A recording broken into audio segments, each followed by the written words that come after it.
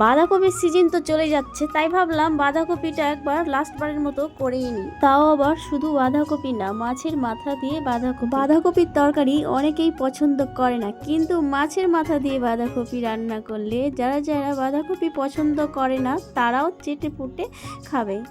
আর যারা পছন্দ করে তাদের মুখে তো কোনো কথাই নেই।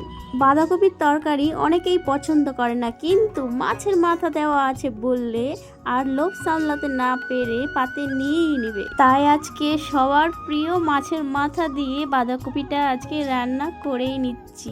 দেখো আমার বাঁধাকপিটা তো ভাজা হয়েই গেছে, এবার মাছের মাথাটাও দিয়ে দিলাম আর এবার ভালো করে কষিয়ে নিয়েছি। আর পরিমাণ মতো লাস্টবারের মধ্যে একটু চিনি দিয়ে দিলাম যাতে স্বাদটা হয়। আর বাঁধাকপির তরকারিটা দেখো হয়েই গেছে, তো কেমন হয়েছে অবশ্যই কমেন্ট করে জানাও। আর আমার মতো কারা কারা মাছের মাথা দিয়ে বাঁধাকপির তরকারি পছন্দ করো অবশ্যই কমেন্ট করে জানাও। তো আজকের মতো সবাইকে টাটা।